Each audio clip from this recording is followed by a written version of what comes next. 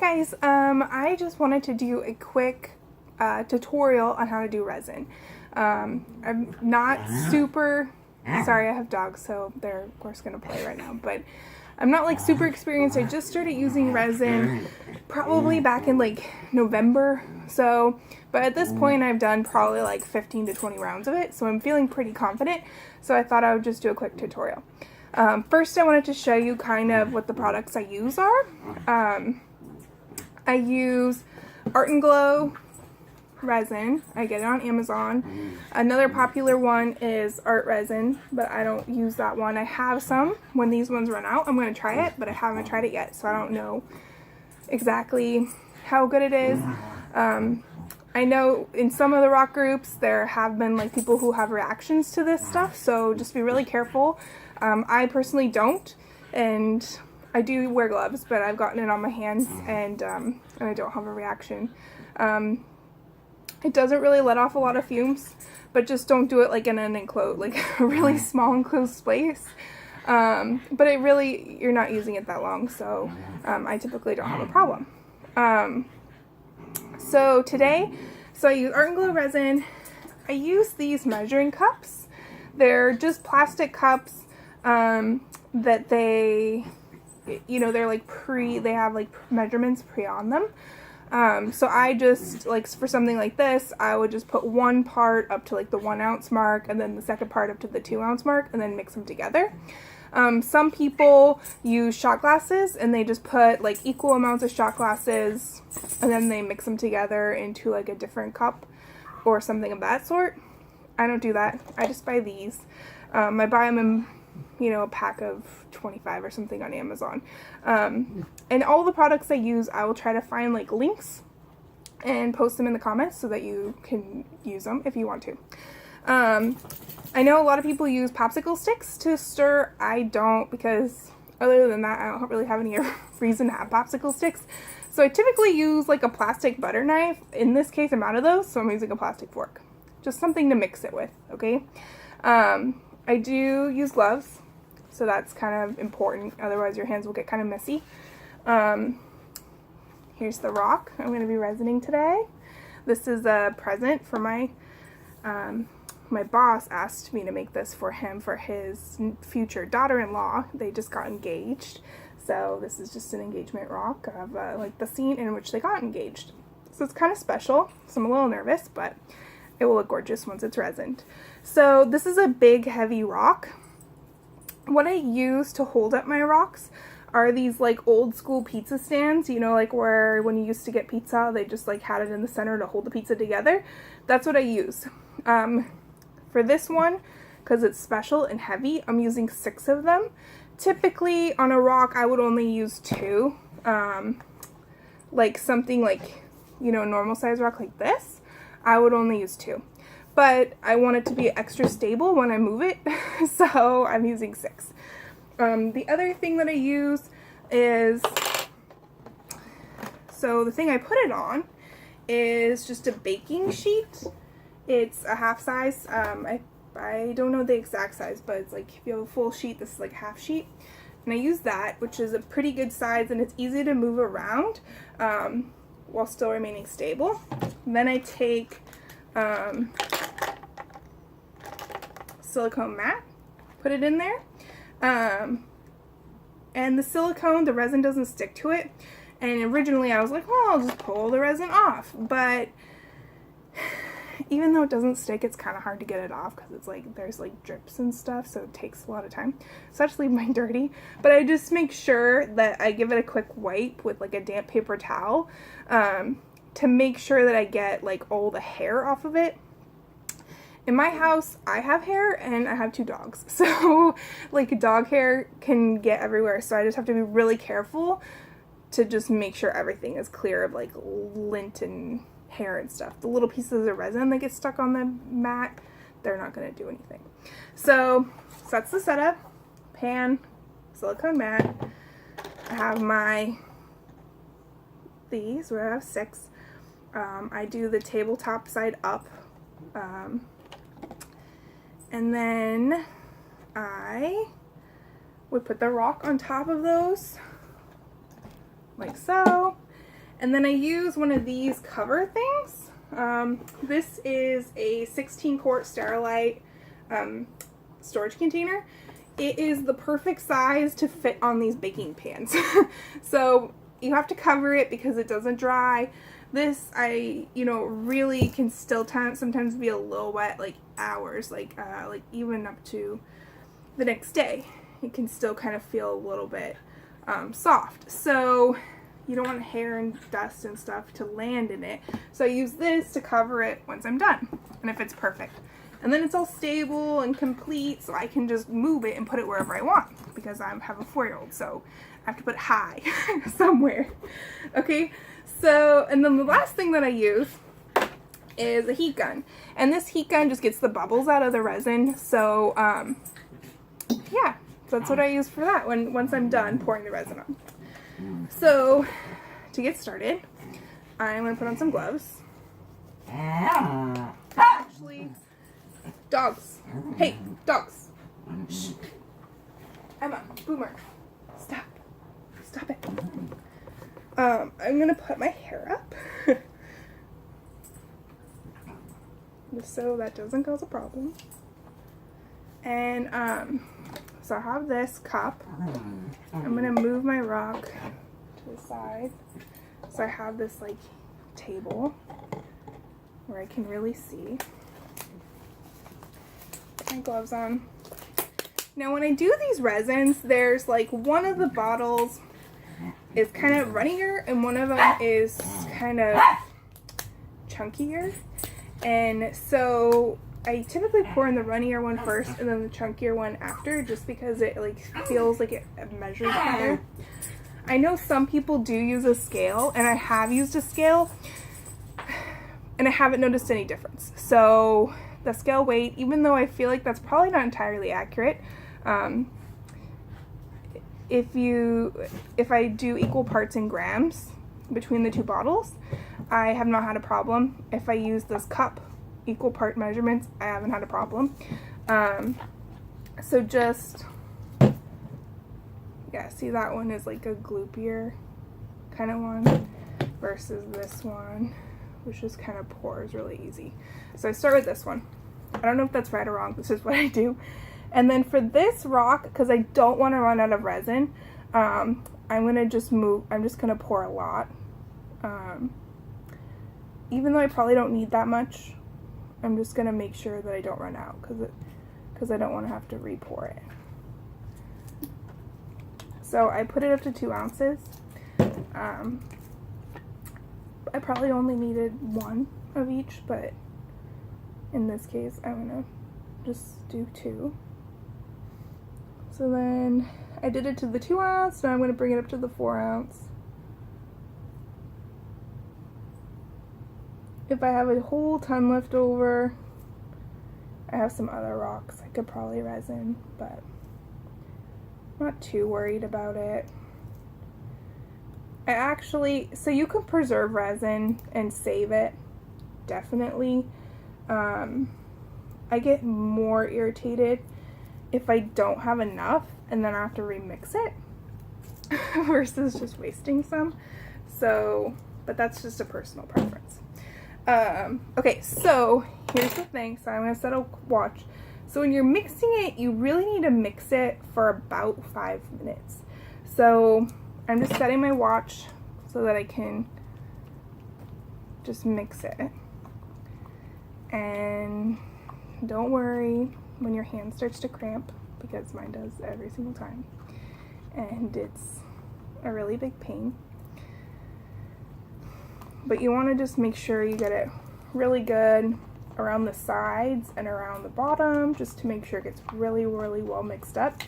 I have had incidences where I did not mix it very well and the resin didn't set.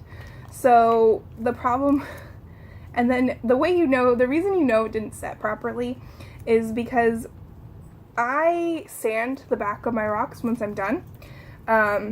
And when you go to sand it, it doesn't chip. So when this is really hard and set properly, when you sand it, just chip, right? It just comes right off. It sands like you would expect. when you're sanding wood, right? It creates kind of like a sawdusty sand. When it's not set properly, it kind of just like smears. It's like tacky still. So if I use a Dremel tool, so it gets my Dremel tool like all gunked up like immediately. So after 24 hours, I tend to do kind of like a quick sand test on the back to just see like, oh, is it chipping off properly?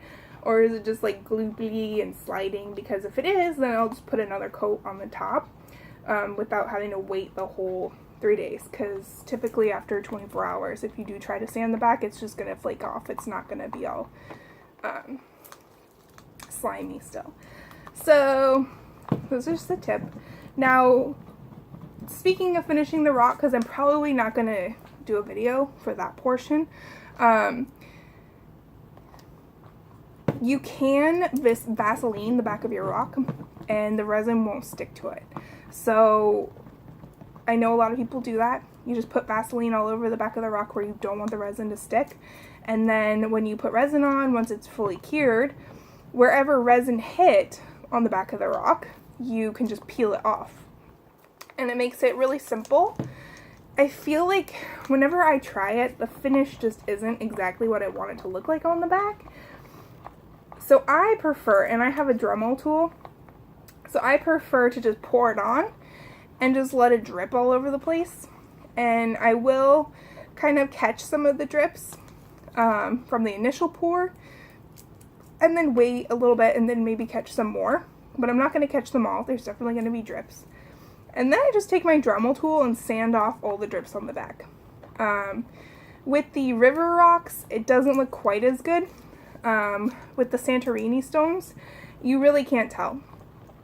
So, and then what I actually do, especially on river rocks, when you sand your resin, it kind of makes it a little bit like foggy. So it just makes it dull. Like you've sanded something plastic, right? But what you can do is I take the Liquid-X like high gloss varnish and just put it over the sanding spots on the back, and then it blends right in. So that's what I do. Just sand off all those drops, then just touch it up with some varnish and just seal in those spots really well. And then you can't really even tell on the back.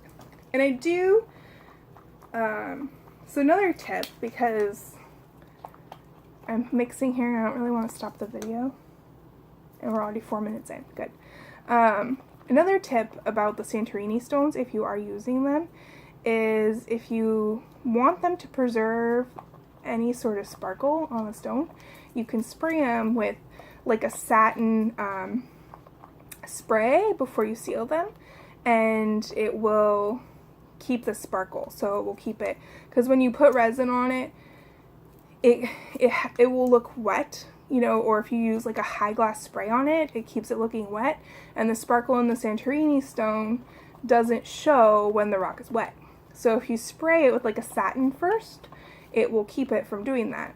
Now, on this particular rock, I did not do that because I used entirely acrylic paint all over the entire front of the rock, and the sparkle doesn't show through that anyway. There's some rocks that I do with the Santorini stones where I'll do mostly acrylic paint, but in some areas I will keep either just the plain rock exposed, or I'll use the watercolor pens.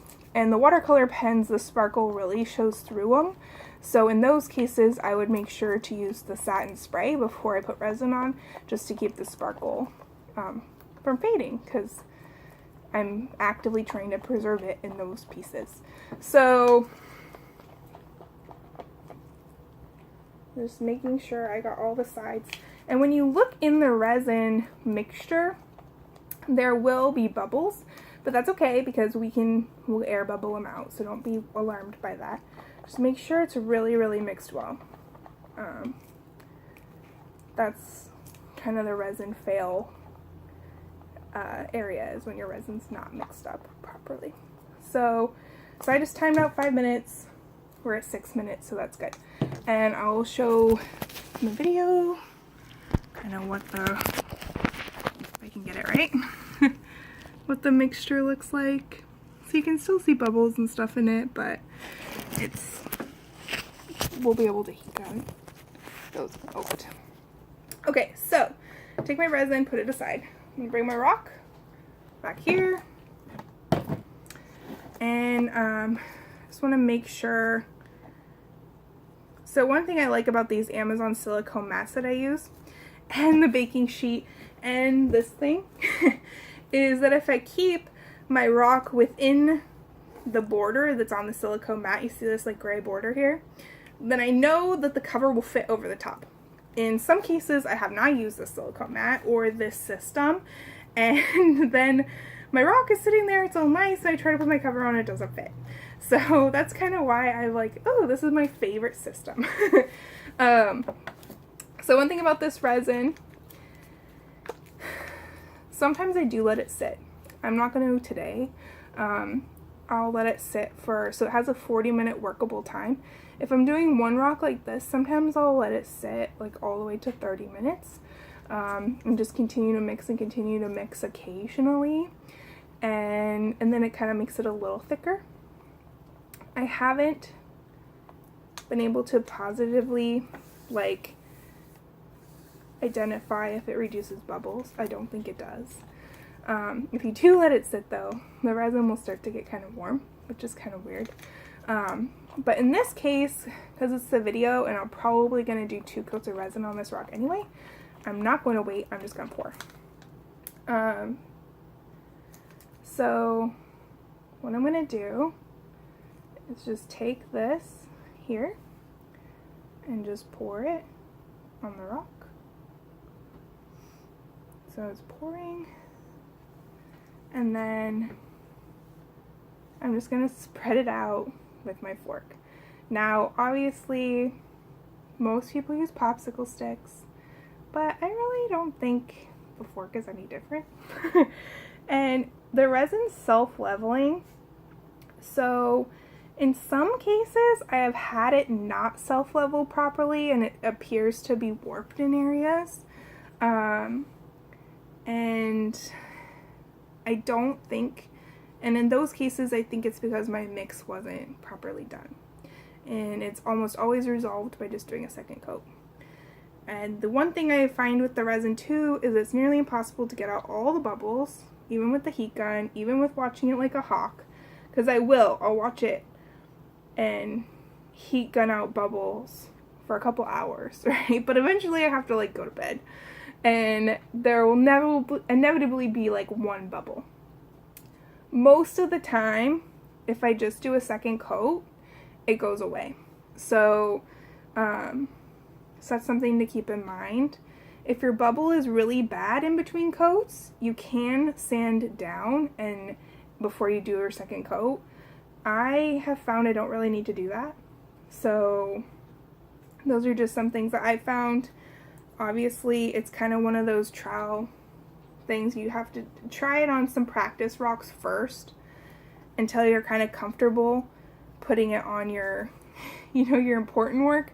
The one thing that's nice about resin though is even if you mess up, you can always do another coat. You can always sand it down. Just make sure not to sand so much that it's kind of destroying your work, because you can sand down too far. So I'm just kind of pouring it, making sure I kind of have it everywhere. And it's dripping down, which I expect. I'm using a lot of resin. I'm really not trying to do a thin coat. I'm just trying to get it all covered. Sometimes I've tried to save resin and like missed whole spots on the rock.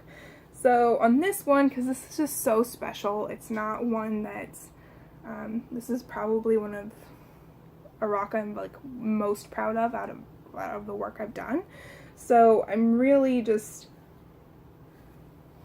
I'm not trying to be careful with the amount of resin that I use. So once I kind of have it all over the rock,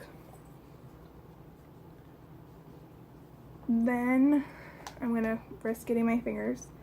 Just going to put my finger all along the edge with the glove just to make sure that every part of the sides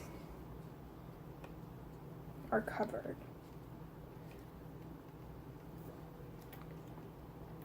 Okay. And they pretty much are.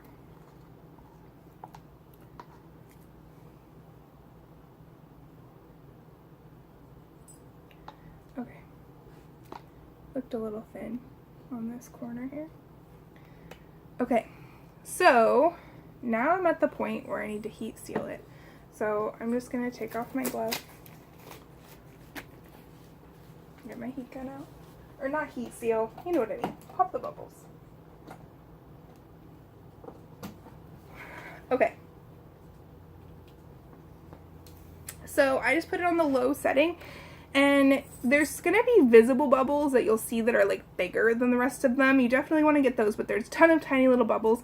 And when you're spraying, when you're spraying, you'll see them all popping, like just in massive amounts. So just be popping and popping and popping. Now some people will use like a little torch, like a little torch lighter, or a regular lighter, or they'll just use a straw and blow them out. You probably could use a hairdryer. I just like this heat gun. They're not that expensive, so for the amount that I use it, I just wanted to, I just bought it.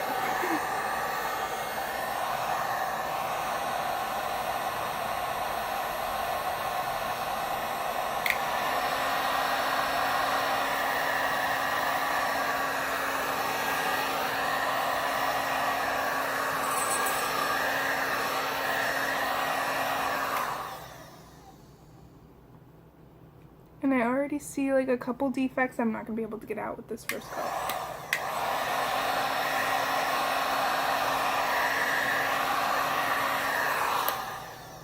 They're not popping. So they're like they're not really bubbles then, they're like not popping with the heat gun. So I'm just gonna kind of get them with my finger here.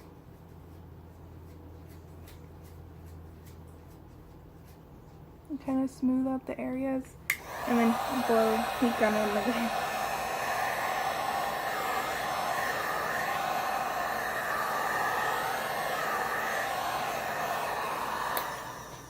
Okay, so for right now, because I know I'm going to do a second coat,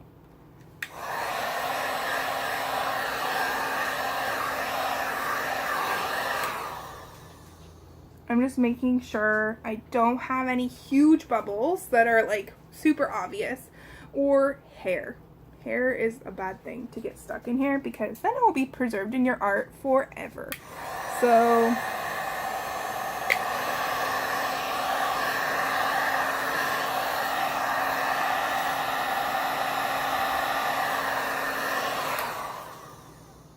okay, so there's a few small bubbles.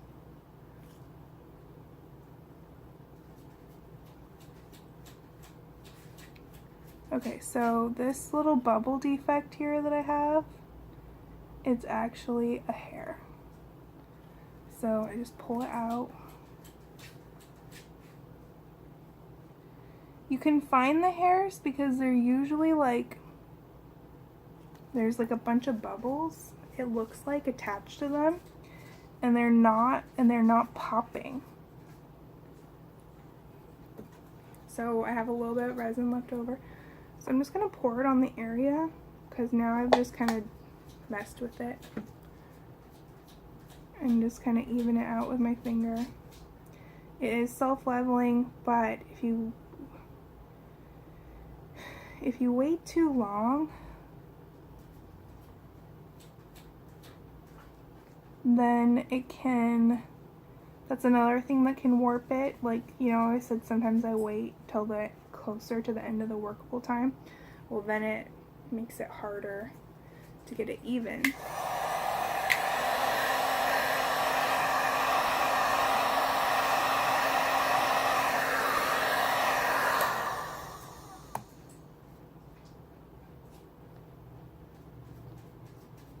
Okay. Okay, I think I got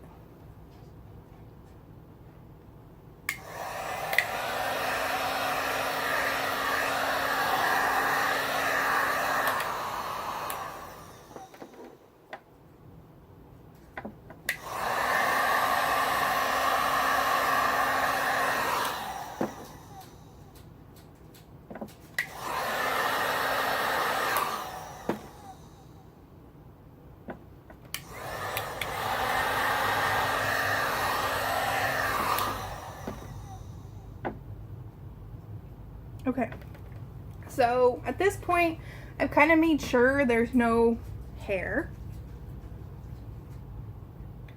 There are some bubbles that are not popping, but they could not be bubbles. Sometimes if you have like paint that's a little bit higher in some areas, like it's like a little peak, they can look like little bubbles. So when you're kind of going like this in the light, you can really see them.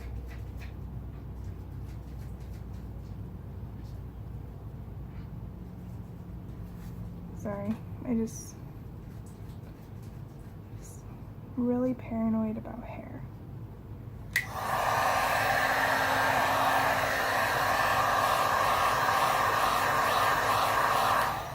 Okay, so what I'm doing really is just for the light, I'm just kind of going like this, because as you see it, you can see the imperfections. The light catches them. It's like, oh, there's one. And once it's dry, you can really see it. So I have a couple imperfections that I'm seeing on here, but I'm just going to let them go because they're just very, very small. They're not really bubbles. They're not coming out with the heat gun. So I think they're just peaks of the paint. So when I put my second coat on, it will cover those up. There's definitely no giant bubbles, and I'm not really seeing any hair except for just those couple.